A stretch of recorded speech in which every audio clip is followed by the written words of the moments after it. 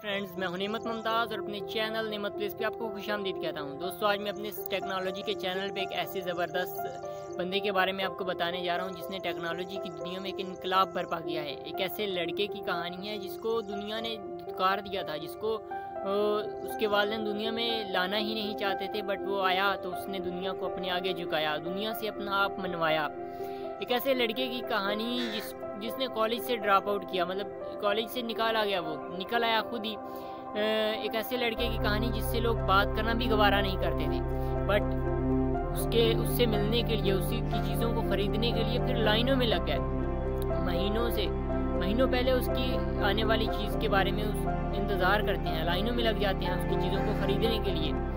तो सिंपली चलते हैं अपने उस बंदे के बारे में आपको बताता हूँ।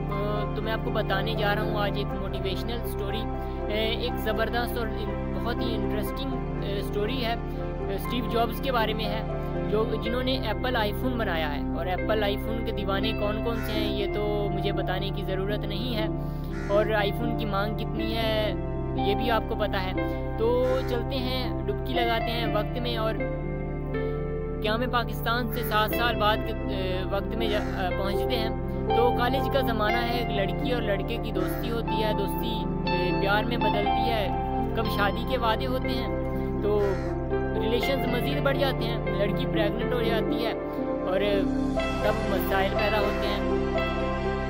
लड़का अपने घर वालों को बताना चाहते हैं, बट लड़के का वाले एक ब्यूरोक्रेट है, वो चाहता नहीं उस लड़की को अपनाना।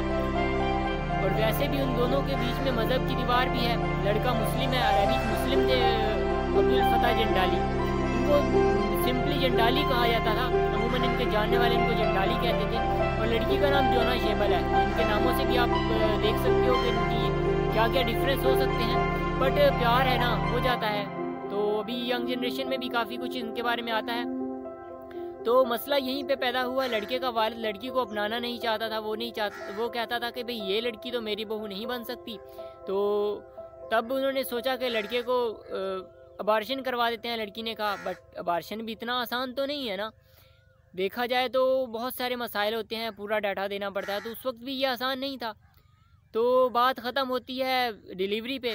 इसी तरह गुज़रते गुज़रते टाइम गुज़रता है और एक लड़का दुनिया में आ जाता है जिसके वालिदैन चाहते ही नहीं थे कि वो लड़का आए, बट उसकी किस्मत थी, उसने दुनिया में अपना नाम पैदा करना था, दुनिया में एक रेवोल्यूशन लेके आना था, वो आ गया दुनिया में। तो अब वो वालिदैन उन्होंने नया सोचा कि भाई ये लड़का अब हम तो रख नहीं सकते, तो लड़की भी पढ़ रही है, लड़का भी पढ़ रहा है, तो ये टाइम ऐसा नहीं है कि वो संभालें लड़के को। तो उन्होंने उसको आगे उसके मतलब दूसरों को देने का फ़ैसला किया। लेकिन उनकी शराइत इतनी कठिन थी कि अक्सर लोग लेके जाते थे और लड़का फिर वापस कर जाते थे कि हम नहीं रख सकते। इसी तरह पॉल एंड क्लारा नामी एक मियाँ बीवी थे जिन्होंने फिर उस लड़के को अडॉप्ट किया। तो वैसे तो अब्दुल फता जंडाली तो बड़े बिलियनियर थे, एक ब्यूरोक्रेट के लड़के थे। तो मतलब जो लड़का दुनिया में आया था उसका नाम उन्होंने स्टीव जॉब्स रखा था। स्टीव जॉब्स खुद मतलब उनके वालिदैन तो बिलियनियर थे, बट वो खुद बिलियनियर नहीं थे, क्योंकि उनके जो जिन्होंने उनको अडॉप्ट किया था, जिनके पास वो रहते थे, वो भाई वो इतने अमीर नहीं थे।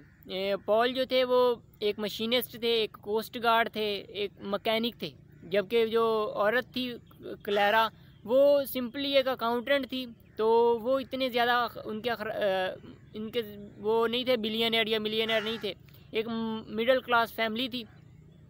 बट फिर भी उन्होंने उस बच्चे की काफ़ी देखभाल की, उसे पढ़ाया लिखाया, अपने पहुंच से आगे बढ़ के उसके लिए ख़र्चे किए, जितना अच्छा हो सकता था उन्होंने उसे प्यार दिया। खुद स्टीव जॉब्स भी कहते थे कि मुझे बहुत ज़्यादा प्यार मिला अपने स्टेप मदर फादर से। तो कहानी हो रही है लंबी, तो शॉर्ट करते हुए बढ़ते हैं आगे।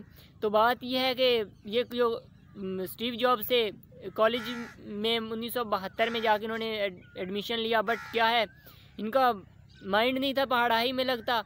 तो इन्होंने 5-6 माह बाद ही कॉलेज को छोड़ दिया। इनका कहना ये था कि भाई ये पढ़ाई जो है ये मेरे लिए नहीं है, तो इन्होंने कॉलेज को ड्रॉप कर दिया और अपने ही अलग धुन में लग गए।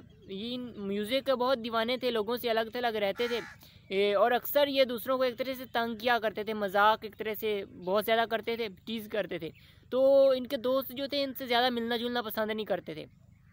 म्यूज़िक का काफ़ी दीवाने थे, एल्विस प्रेस्ली को बहुत सुनते थे ये स्टीव जॉब्स। और इसके अलावा जो है इनके क्योंकि कॉलेज ड्रॉप हो गया था तो इन्होंने कुछ टाइपोग्राफी वगैरह के कुछ कोर्सेज वगैरह किए। ये डिज़ाइनिंग वगैरह कर लेते थे, गेम्स वगैरह डिज़ाइन कर लेते थे। 1974 तक इन्होंने गेम्स वगैरह डिज़ाइन करना स्टार्ट कर दिया था IBM वगैरह के लिए। तो इसी तरह इनकी लाइफ चल रही है। तो इनके कुछ दोस्त थे जो जिनसे इन्हें बहुत ज़्यादा मतलब क्या कहते हैं मोटिवेशन मिली, जिन्होंने इनको एप्पल बनाने में बहुत ज़्यादा मदद की, जिन्होंने इनकी हेल्प की दुनिया में एक रेवोल्यूशन लाने में। तो वो दोस्त जो थे इनमें सबसे ज़्यादा नाम आता है स्टीव वॉजनीगर का। वैसे एक तीसरे भी थे बट मेन ये दो ही हैं, क्योंकि स्टीव वॉजनीगर जो है एक इंजीनियर थे, स्टीव जॉब्स जो है ये इंजीनियर नहीं है, ये तो कॉलेज ड्रॉप आउट है। तो स्टीव वॉजनीगर एक इंजीनियर हैं, वो कोडिंग वगैरह करते थे, उन्होंने ब्लू बॉक्स बनाया था। तो लेकिन स्टीव जॉब्स जो थे ये एक मैकेनिक थे, एक तरह से मशीनिस्ट थे। 10 साल की उम्र में ये मशीनें वगैरह खोल देते थे। तो इनमें ये थी चीज़, और ये चीज़ों को बेचना जानते थे, लोगों से डीलिंग करना जानते थे। और स्टीव वॉजनीगर चीज़ें एक तरह से बनाते थे और ये दूसरों को अपने साथ मतलब मिलाने में, कन्विंस करने में इनकी महारत थी इनको। तो इसी तरह इन्होंने मार्क्यूलर को मतलब एक इन्वेस्टर के तौर पर अपने साथ मिलाया था। जब इन्होंने एप्पल 1 को बनाया, मतलब एप्पल की पहली जो प्रोडक्ट थी उसको लॉन्च करना था, तो इनके ये एक सिंपल गैराज में इन्होंने ये स्टार्ट किया था।